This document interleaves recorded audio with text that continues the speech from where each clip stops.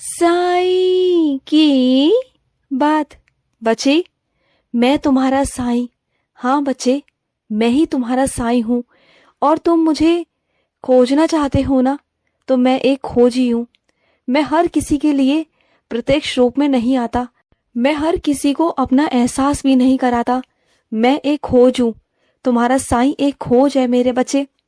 जो जितना गहराई में जाएगा ना, वो उतना गहराई से अपने साईं को समझ पाएगा, उतनी गहरी तरीके से, उतने अंदरूनी तरीके से। और जो अपने साईं को ऊपरी तरीके से समझते हैं, एक मूर्ति समझते हैं ना, तो उनके लिए महज मैं एक मूर्ति हूँ। कोई अगर ये समझता है कि मैं उनका बाबा हूँ, तो हाँ, मैं उनका बाबा हूँ। अगर कोई ये समझता है कि मैं उनका बाबा हूँ, मैं उनका पिता हूँ, मैं उनका सब कुछ हूँ, मैं उनकी जान हूँ, उनकी दुनिया हूँ, तो हाँ, मैं उनके लिए उनकी दुनिया हूँ। तो हर किसी का अलग अलग नजरिया है, हर किसी की अलग अलग सोच है। और जो जितना मेरे बारे में जानने की कोशिश करता है, जितना गहराई से मेरे बारे में जानता है ना, वो उतना मुझसे अवगत होता चला जाता है। उतना ही मेरे बच्चे, वो मेरे बारे में उतना ही जानकारी रख पाता है और उतनी गहराई से अपने साईं का एहसास कर पाता है, और उसे मेरे दर्शन भी होते हैं। वो मेरे और करीब आ जाता है, और करीब। मेरे भक्त इस दुनिया में कई प्रकार के भक्त हैं। कोई कैसे भक्ति करता है तो कोई कैसे भक्ति करता है। किसी के नजर कुछ और है तो किसी का नजर कुछ और है। किसी के भाव कुछ और है तो किसी के भाव कुछ और है। मैं हर किसी के भाव के अनुसार ही मैं उन्हें दर्शन देता हूँ। मैं उनके भाव के रूप में उनके मन की करता हूँ, जैसा मेरा बच्चा करता है। और सुनो मेरे बच्चे, मैं जानता हूँ कि तुम अभी विपरीत परिस्थिति से गुजर रहे हो, लेकिन अभी तुम्हें कुछ भी समझ नहीं आ रहा कि किस रास्ते पर मैं जाऊं। सच्चाई भी सच नहीं लग रही तुम्हें, क्योंकि कई लोग मक्कार हैं तुम्हारे जीवन में, कई लोग बहुत बदतमीज लोग हैं, बहुत शातिर लोग हैं। लेकिन तुम्हें जीतना होगा, और मैं तुम्हें जिताऊंगा। और खुद पर भरोसा रखो मेरे बच्चे, तुम महसूस कर पाओगे अपनी जीत को, अपनी चीजों को मेरे बच्चे, तुम देखना। और जहां भी तुम जा रहे हो ना, उस दरबार में विशेष आशीर्वाद मिलेगा तुम्हें। और उस दरबार से जब तुम लौटोगे ना, तो तुम विजय के रूप में लौटोगे, विजय धारण कर कर लौटोगे, और सारी परीक्षाओं को यूं पार कर लोगे कि जैसे कोई परीक्षा है ही नहीं। तुम देखना, बस तुम्हारा जो आत्मविश्वास है ना, वो बस कम हो गया है। बाकी तुम सारी परीक्षाएं दे सकते हो, सारी परीक्षाएं।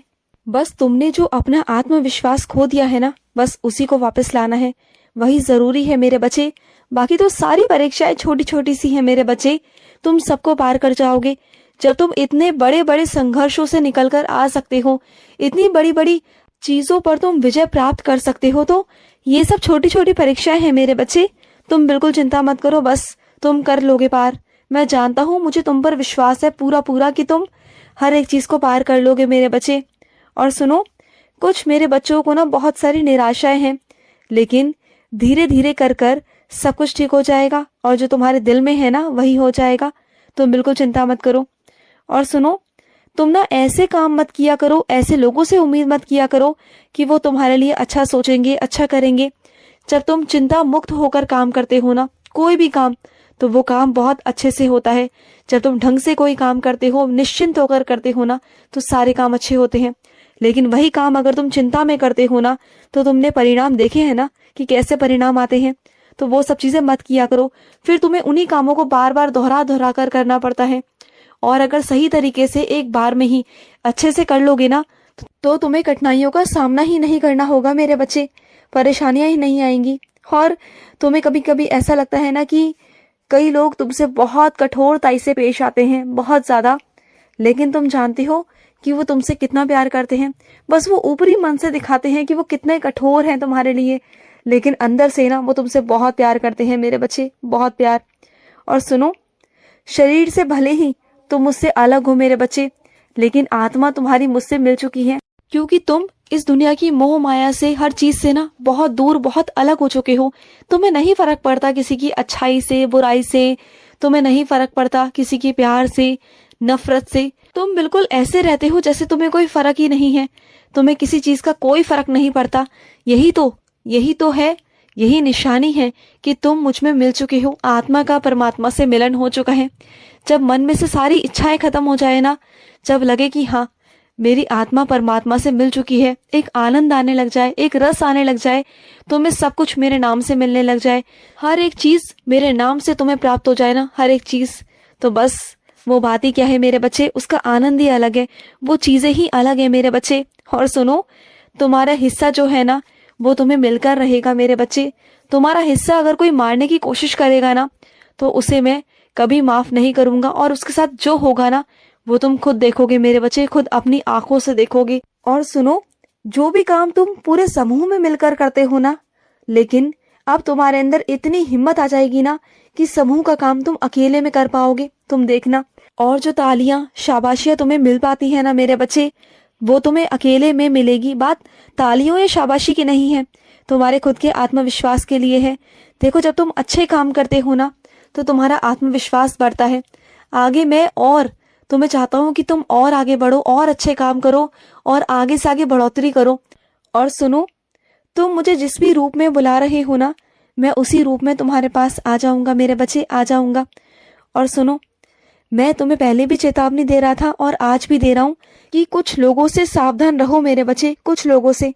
और जो रिश्तों की सीमाएं हैं ना, वो रिश्तों की सीमाओं को मैंने तय किया हुआ है और तुमने भी किया हुआ है, तो बस वो सीमा वहीं तक रखना, वो सीमा उससे आगे नहीं बढ़नी चाहिए। हर रिश्ते की एक सीमा होनी चाहिए मेरे बच्चे, उससे बाहर कोई ना आ पाए, ये याद रखना। और सुनो, तुम हमेशा जब भी उठते हो ना सुबह अगले दिन, तो हमेशा बाहर के साथ में उठते हो, नकारात्मक सोच के साथ में उठते हो। और पिछली रात भी तुम ऐसे ही सोचते सोचते गहराई में सोचते जाते हो और बहुत परेशान होकर सोते हो, कभी चैन की नींद सोते ही नहीं हो तुम।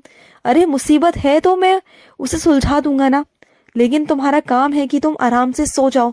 जब तुम्हें नींद आए तो सो जाओ, जब तुम्हें आराम करने का दिल करे तो आराम करो, अपने शरीर को आराम दो। ये जिंदगी है मेरे बच्चे, और इन्हीं थकावटों के कारण, तुम्हारे शरीर में थकावटों के कारण ना तुम अपनी रुचि को, अपने शौक को पूरा नहीं कर पाते हो, और तुम्हारा मन ना बिल्कुल अलग सा हो जाता है, बहुत अजीब से हो जाते हो तुम, और अलग सा ही मन तुम्हारा शांत हो जाता है। जैसे किसी भी काम को करने में दिल नहीं करता, तुम्हें धक्के से काम करवाया जाता है, ऐसे लगता है जैसे तुम्हारा मन ही नहीं है। तुम्हारा मन इस कदर शांत हो गया है ना कि तुम्हें कुछ समझ ही नहीं आता कि मुझे क्या करना है, क्या नहीं करना। और कभी कभी तो तुम्हें इतना क्रोध आता है, इतना क्रोध आता है, जो आम तौर पे पहले तुम्हें कभी नहीं आता था, लेकिन अब ना जरा जरा सी बातों पर बहुत तुम्हें क्रोध आने लगा है मेरे बच्चे। और सुनो, किसी को भी अगर खाना खिलाने से तुम्हें खुशी मिलती है ना, तो वो सबसे अच्छा काम है मेरे बच्चे, वो सब किया करो। और देखो, तुम सबके लिए अच्छा सोचते हो, जन कल्याण के लिए अच्छा सोचते हो, समाज के लिए अच्छा सोचते हो, तुम किसी की आंखों में आंसू नहीं आने देते, कभी किसी को तकलीफ में नहीं देख सकते, तुम सबके लिए अच्छा सोचते हो। लेकिन अपने लिए कब सोचोगे, ये मैं तुमसे पूछता हूँ कि अपने लिए कब सोचोगे, अपनी जरूरतें कब पूरी करोगे, कब अपने लिए तुम ये कर पाओगे कि तुम खुश रह सको, अपनी खुशियां तुम कब ढूंढोगे मेरे बच्चे। मैं तुम्हें दिल से ये कह रहा हूँ कि तुम्हें भी खुश रहना बहुत जरूरी है। तुम खुश नहीं रहोगे ना तो तुम्हारा बाबा भी खुश नहीं रह सकता। तुम्हें खुश रहना बहुत ज्यादा जरूरी है मेरे बच्चे, तुम्हारे लिए। और सुनो, जिस काम को तुम्हारा दिल ना कर रहा हो ना करने के लिए, तो उस काम को मना कर देना। सामने वाला क्या सोचता है क्या नहीं सोचता, इसके बारे में तुम मत सोचना, लेकिन तुम अगर नहीं चाहते करना, तुम्हारा दिल नहीं चाहता ना, तो बिल्कुल मना कर देना, चाहे सामने वाले को कैसा भी लगे। अगर कोई तुम्हें धकेल कर काम करवाना चाहता है तो बिल्कुल भी मत करना, क्योंकि कल को अगर परेशानी आ गई तो क्या जो सामने वाला तुम्हें काम करने को बोल रहा है, तो क्या वो तुम्हें बचाने आएगा? नहीं आएगा। तो फिर ऐसे लोगों के चक्कर में अपने आप को फंसाने की कोई जरूरत नहीं। तुम बस दूर रहो इन सब चीजों से, मना कर दो साफ साफ, खुश रहो। आज का साई संदेश समाप्त हुआ।